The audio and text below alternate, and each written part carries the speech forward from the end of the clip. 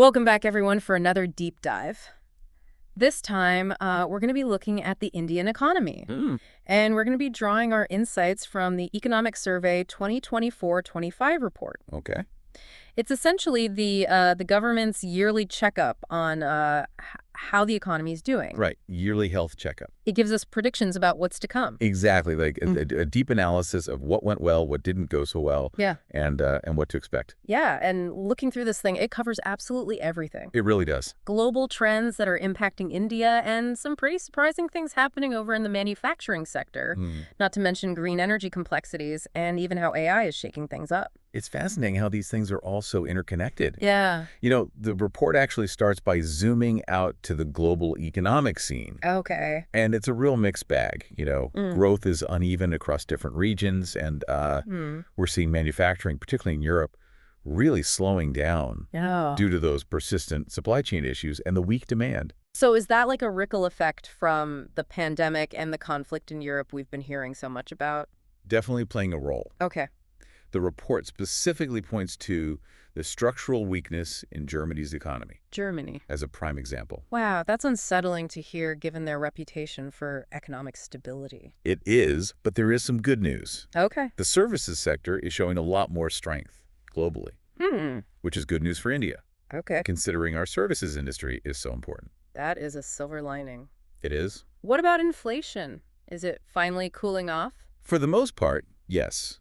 Inflation is easing in many economies, Okay. but the report does say that commodity prices are still volatile. They could jump unexpectedly, Okay. maybe even in a synchronized way across different commodities. Oh, wow. Definitely something to keep an eye on. Okay, so this global picture is a bit shaky, but how does all of this impact India specifically? Right. I mean, what does it mean for someone like me just trying to understand where the economy is headed? That's the crucial question. Yeah. These global trends directly affect things like our inflation rates, how much we're importing and exporting, and even the investments that are flowing into the country. Yeah. It's all interconnected. Yeah. Okay, so despite these global challenges, what's the overall outlook for India's economic health? Well, the Indian economy is projected to grow at 6.4% in FY25, Okay. which is actually higher than the average growth we've seen in the past 5 years. Okay, that's good to hear at least. Yeah. It's still a pretty decent rate of growth, but what's driving that? Here's where things get interesting. Okay. The report highlights private consumption as the major force. Okay. It's actually reached its highest share in years, meaning people are spending more, and that's boosting the economy. Okay. You can see this very clearly in Chart 130 of the report. So is this growth spread evenly across different sectors of the economy?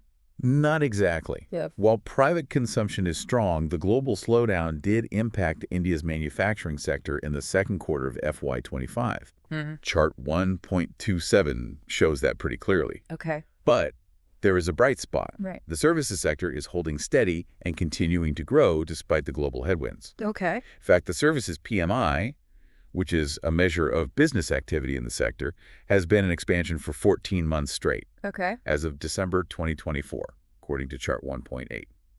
And the services PMI, for those who might not be familiar, Right. essentially tells us how optimistic or pessimistic businesses in that sector are feeling. Exactly. So it sounds like a mixed bag, but with some notable strengths in the Indian economy. Now, I'm curious about this section on green energy. Okay. The report delves into some pretty complex dynamics there, especially when it comes to China. Yes. The transition to green energy is a global priority, but it is more intricate than it appears. Okay. And you're right. China is a key player Yeah. in this transition. Okay, I'm all ears. Explain this to me like I'm 5. Okay, so imagine this. The push for solar and wind power in the West, which is obviously a good thing, is actually leading to increased coal consumption in China. Wait, how does that work? I thought solar and wind were supposed to reduce our reliance on fossil fuels? They are, but the problem is that solar panels, wind turbines, electric vehicles, they all require rare earth minerals. Okay.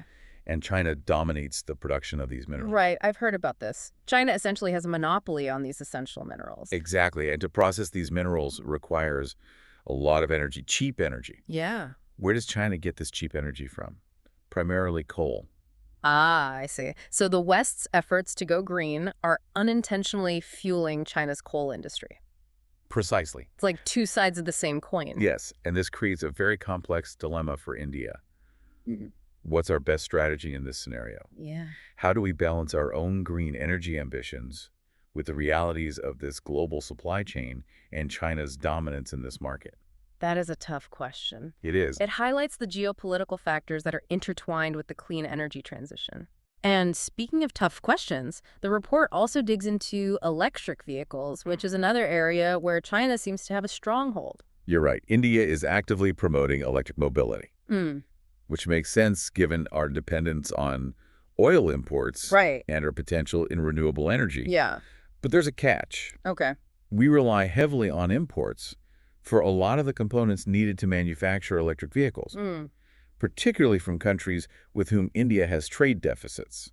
So we're trying to become less reliant on imported oil by promoting electric vehicles, Right. but we're potentially increasing our dependence on other countries for the materials needed to make them. That sounds like a risky situation. It does pose certain risks, and the report flags this as a concern. Okay. It emphasizes the need for India to develop its own technology and secure reliable sources for the raw materials needed. So if we're not quite ready for a full-scale shift to electric vehicles, what's the alternative?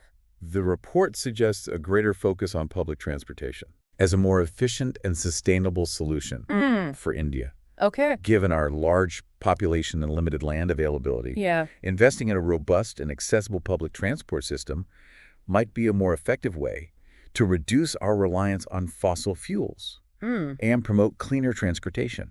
That's an interesting point. Yeah. Shifting gears a bit, let's talk about AI. Okay. Something that's been generating a lot of buzz lately. All right. The AI revolution. The report dedicates a significant portion to how AI is transforming the economy. AI is definitely a game changer with the potential to reshape economies worldwide. And India is no exception. Yeah. It has the power to bring tremendous benefits, but also carries the risk of disruption, Right. particularly when it comes to jobs. I think a lot of people are concerned about AI taking over jobs Yeah. and potentially leading to increased unemployment. Right. Does the report address these anxieties? Yeah, it does. It Okay. acknowledges those anxieties and explores questions like, will AI lead to job losses? Will it worsen economic inequality? These are valid concerns that need to be addressed proactively. So does the report paint a dystopian picture of a future dominated by AI? Not necessarily. Okay. It emphasizes the need for what it calls enabling and ensuring institutions to navigate the challenges and harness the potential of AI. Can you elaborate on what these institutions would do? Sure. So enabling institutions would focus on education and skilling, Okay. equipping people with the knowledge and skills they need to thrive in a future where AI is prevalent. Ensuring institutions, on the other hand, would provide social safety nets, Okay. ensuring that those who might be negatively impacted by AI-driven changes Yeah, are supported and protected. that's reassuring. So it's not about fearing AI, but about anticipating its impact and putting measures in place to mitigate the potential downside. Exactly. Okay. And the report even highlights some research showing how AI can actually enhance productivity and create new opportunities. Yeah. For instance, a study on AI assistance in customer support found that they boosted productivity by an average of 14%. Wow. 14% is a significant increase. It is. Were these gains limited to tech-savvy workers? Not at all. The study, which you can find in section 13.FAB of the report, showed that even new and low-skilled workers experience productivity gains with the assistance of AI. So it suggests that AI has the potential to level the playing field in certain sectors and empower workers across different skill levels. Absolutely. That's a very interesting example. Yeah. It challenges the notion that AI is solely a job killer Right. and suggests that it can actually be a tool to enhance human capabilities. That's a crucial takeaway. Yeah. It's about framing AI not as a threat, but as a tool that, when used thoughtfully and strategically, can boost productivity, create new opportunities, Yeah. and ultimately improve our lives. This has been a fascinating overview of some of the key highlights from the economic survey. Yeah. We've covered a lot of ground, from the global economic landscape to India's growth story, the complexities of green energy, the challenges and opportunities of electric vehicles, and the transformative potential of AI. It is a lot to process. It is a lot to process. It is. We need a moment to digest all these insights before we dive deeper into some of the other key areas covered in the report. We do. We'll be back shortly with part 2 of our deep dive into the Indian economy. Sounds good. Welcome back. I feel like we just took a crash course. We did. In all things global economy and India's place in it. Yeah. My head's spinning a bit, but in a good way. There's a lot to take in. It is. But that's what we're here for, to break it down Right. and make sense of it all. So where do we go from here? What other fascinating insights are hiding in this economic survey report? Let's shift gears a bit. Okay. And talk about something that might seem a bit dry at first. Okay. But it's actually quite relevant to everything we've discussed so far. Okay. Tariffs. Tariffs. Okay, you've definitely piqued my curiosity. Okay. I'm usually more interested in the flashy tech stuff, but I'm willing to bet you'll make tariffs sound fascinating. Challenge accepted. Or... You see, the report doesn't just talk about tariffs in today's context. It takes us on a journey through history, looking at how countries like the U.S. and even those rapidly growing economies in East Asia use tariffs strategically to shape their industrial development. So is the report suggesting that tariffs are a good thing? I thought the trend was towards freer trade and lower barriers. It's not that simple. Okay. The report offers a more nuanced perspective. Okay. It points out that while tariffs were a key tool for those industrialized nations, they were never used in isolation. They were always part of a broader, carefully planned industrial policy.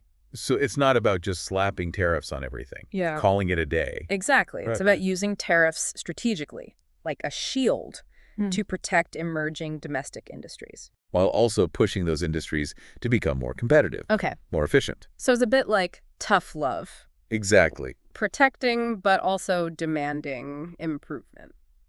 Okay, that makes sense. Protect, but also push for innovation and growth. Yes. But how relevant are tariffs in today's globalized world? Well, while tariffs have generally been on the decline globally, the landscape of trade barriers has become more complex. The report points out this rise in what are called non-tariff measures. Non-tariff measures. Or NTMs. NTMs. That sounds a bit like a secret code. It does. What exactly are they? Think of them as more subtle ways to restrict trade.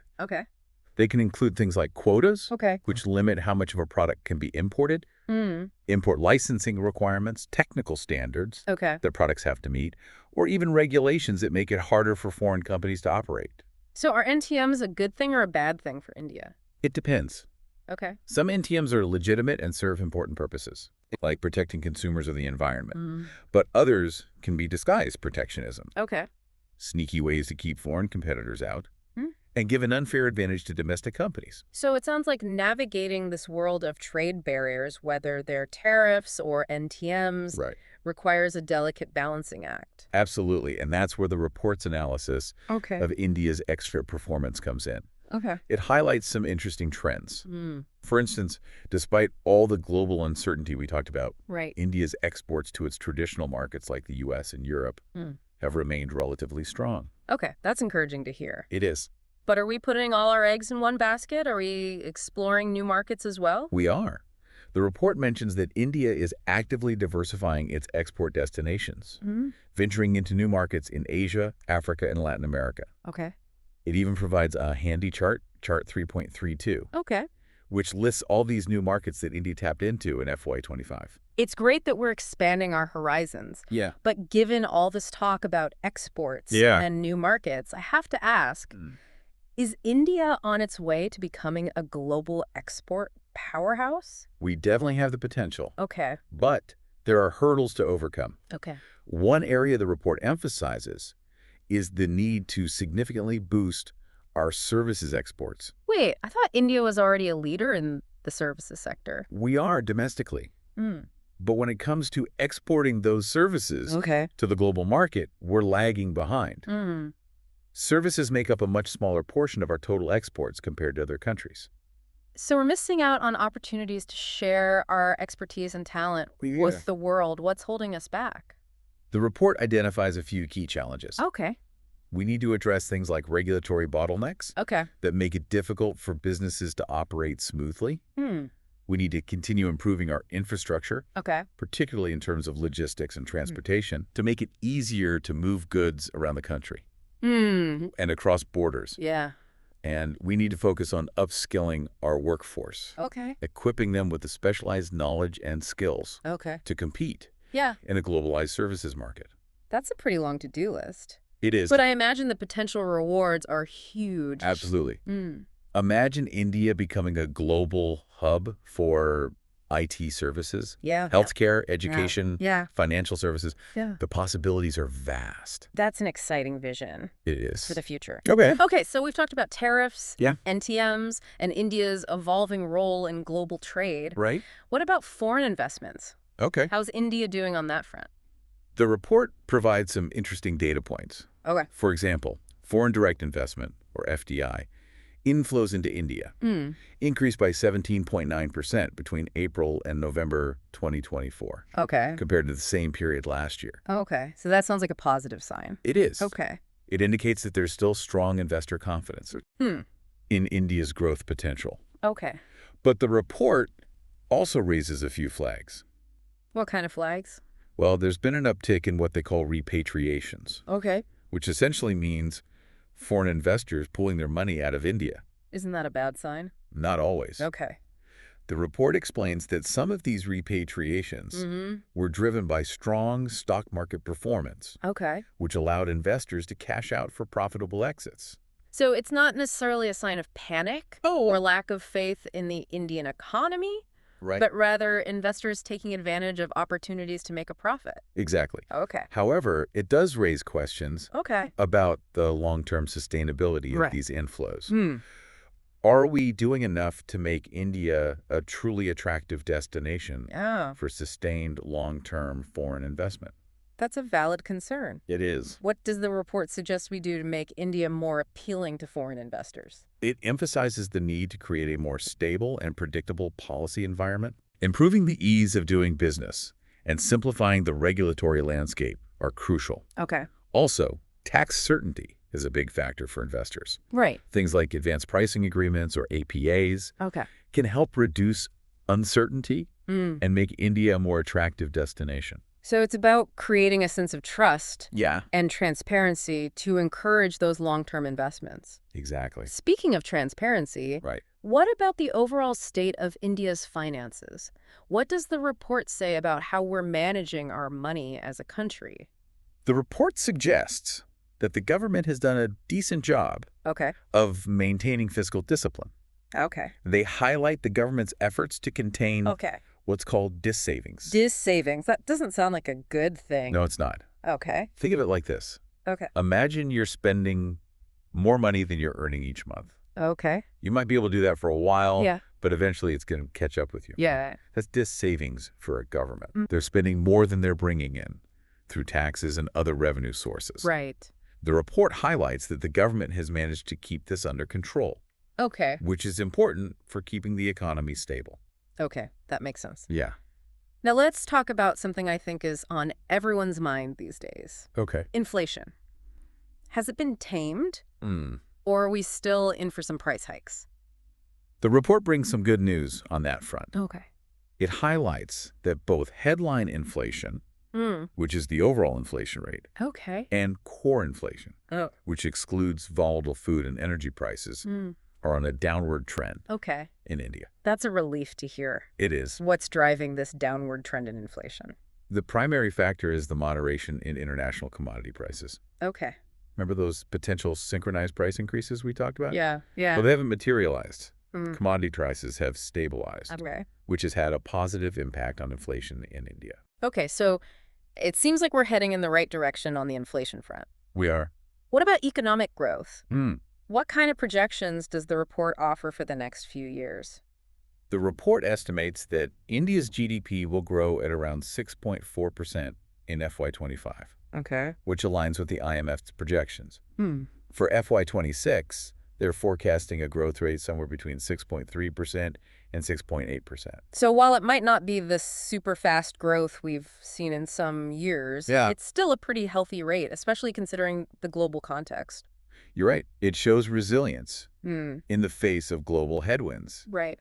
But the report doesn't shy away from the challenges ahead. Okay. One thing they highlight is the risk of geoeconomic fragmentation. Geoeconomic fragmentation. That sounds intense. It is. Break that down for me. What does it mean? Imagine a world where countries are becoming more inward-looking, Okay. prioritizing their own interests over global cooperation. Okay. We're already seeing signs of this with things like the U.S.-China trade war. Yeah. The conflict in Europe. Yeah. And a general trend towards protectionist policies. Okay. That's geoeconomic fragmentation in a nutshell. So instead of a more interconnected and globalized world, we're potentially heading towards a more divided Potentially, yeah. and fragmented one. That's the concern. And this could have significant implications for India. It could. It could disrupt our access to global supply chains, reduce the flow of investments into the country, and make it harder for us to fully integrate into the global economy. Right. Now, it sounds like India needs to be prepared to navigate a potentially bumpier and more unpredictable global landscape in the coming years. Yes. But the report also reminds us that India has a lot going for it. We have a large and growing domestic market, a young and dynamic population, and a rapidly developing digital economy. These are significant strengths that we can leverage to navigate these challenges and chart our own course. Okay, so it's not all doom and gloom. There are reasons to be optimistic about India's economic prospects. There are. But I feel like we've covered a massive amount of information in this part of our deep dive. We have. From tariffs and trade to foreign investments, government finances, inflation, and even these big picture geopolitical trends. A lot to absorb. It's a lot to absorb. It is. We need a moment to process all these insights. We do. But don't go anywhere, because we'll be back soon with the final part of our deep dive into the economic survey, where we'll delve into the future of manufacturing and how India can position itself as a global manufacturing hub. Sounds good. All right. We're back for the final leg of our journey through the Indian economy. Ready to explore the future of manufacturing. Absolutely. We've talked about global trends, trade dynamics, investments, even delved into a bit of economic history. Now I'm eager to hear what the Economic Survey has to say about India's potential as a global manufacturing powerhouse. Well, the report dives deep into that very topic. It lays out a roadmap for how India can become a major player in the global manufacturing landscape. But it also acknowledges that it's not going to be easy. There are both opportunities and challenges ahead. Okay, so let's unpack that. Where do we even begin? What's the starting point for this vision of India as a manufacturing hub? The report starts by acknowledging the global context, which we've touched upon throughout this deep dive. We're in the midst of a major reshuffling of global economic power, with those geoeconomic fragmentations we discussed earlier really shaking things up. Right. The world is rethinking its supply chains, reevaluating trade relationships, and even reconsidering where things are made. It's a lot of uncertainty to navigate. It is. And the report specifically points to the structural weakness of the German economy as an example of how these shifts are impacting global manufacturing. But on the flip side, it highlights the surprising resilience of the U.S. economy. Okay. With its City Economic Surprise Index actually indicating positive surprises in recent months.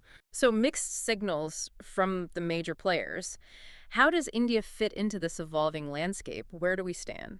The report argues that this period of global flux actually presents a unique window of opportunity for India to step up its manufacturing game. Okay. We have a large and young workforce, which is a huge asset. Yeah. A rapidly growing domestic market, and we're making strides in areas like digitalization and infrastructure development. These are all key ingredients for manufacturing success. Okay, so we have the potential, but potential doesn't automatically translate into results. What needs to happen to turn that potential into reality? What are the key steps? The report outlines a few crucial areas of focus. First and foremost, we need to boost productivity in the manufacturing sector. Okay.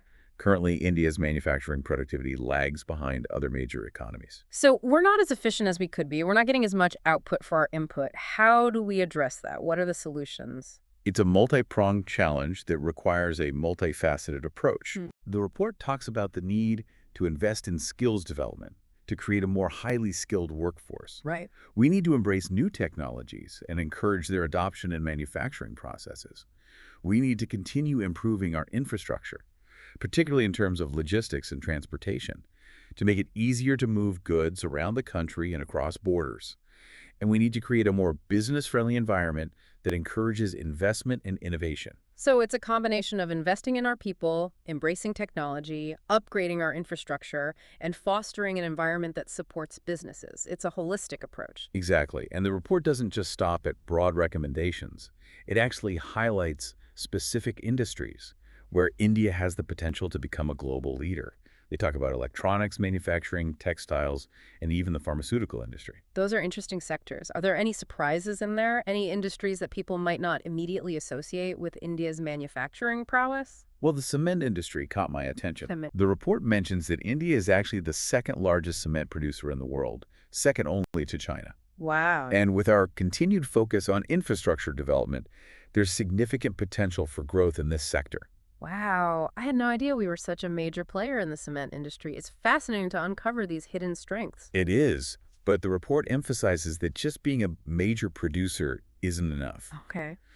To truly become a global manufacturing hub, India needs to focus on constantly innovating, improving the quality of its products, and building strong, globally recognized brands. It's about moving up the value chain and competing on quality and innovation, not just price. So it's not just about making things, it's about making things well. Exactly. Making things that stand out in the global marketplace and building a reputation for excellence. Precisely. And the report emphasizes that achieving this vision requires a collaborative effort. It stresses the crucial role of the states in driving manufacturing growth. Each state has its own unique strengths and weaknesses. And the report encourages states to focus on policies that leverage their advantages and attract investments in sectors where they have the potential to excel. So it's a team effort, with the central government setting the overall direction and the states playing to their strengths. Exactly. The report even uses this interesting phrase, collaborative competition. Collaborative competition. The idea is to encourage states to learn from each other, share best practices, and compete to attract investments and create a thriving manufacturing ecosystem across the country. Collaborative competition. I like that. Yeah. It captures the spirit of working together while also pushing each other to do better. Exactly. And the report doesn't shy away from acknowledging the challenges that India faces in its quest to become a manufacturing powerhouse. They talk about the need to address issues like burdensome regulations, the complexities of land acquisition for industrial projects, and even the perception that India can be a difficult place to do business. These are real obstacles that need to be tackled head-on. So there's a lot of work to be done, but what's the overall message that the report sends about India's manufacturing future? Is it a message of optimism or pessimism? I'd say it's a message of cautious optimism. They acknowledge the challenges, but also emphasize the immense potential. They urge policymakers, businesses, and all stakeholders to work together to create a manufacturing ecosystem. That's not just globally competitive, but also sustainable and inclusive. It's a call to action, a vision for a future where India's manufacturing sector is a driving force for economic growth and prosperity. That's a powerful message. We've covered so much ground in this deep dive into the economic survey. From global economic turbulence to India's growth story, trade dynamics, the complexities of green energy, the rise of AI, and now the future of manufacturing. It's been an incredible journey through the Indian economy. It has been, and it's clear that India stands at a pivotal moment. We're facing global headwinds, but we also have significant strengths and immense potential. The choices we make today will shape the trajectory of our economy for years to come. And that's what makes these deep dives so valuable, isn't it? Yeah. They equip us with the knowledge and insights we need to understand these complex issues, engage in informed discussions, and hopefully make choices that lead us towards a more prosperous and sustainable future. Absolutely. The Economic Survey is a treasure trove of information and analysis. I encourage everyone listening to explore the report further, delve into the details, and draw their own conclusions. I second that. This deep dive has sparked a lot of thoughts and questions for me, and I hope it's done the same for you, our listeners. As we wrap up this deep dive, I'd like to leave you with a final thought to ponder. Given the complex geopolitical landscape we've discussed, the rapid advancements in technologies like AI, and the constantly evolving dynamics of global manufacturing, what are the most strategic and innovative ways for India to leverage its unique strengths, its demographic dividend, its growing services sector, its entrepreneurial spirit, to achieve sustainable and inclusive economic growth? It's a question worth reflecting on as we navigate the opportunities and challenges of the years ahead. That is a great question to leave us with. It encourages us to think critically and creatively about India's economic future. Thank you for joining us on this deep dive. Until next time, keep exploring, keep learning, and keep asking those tough questions.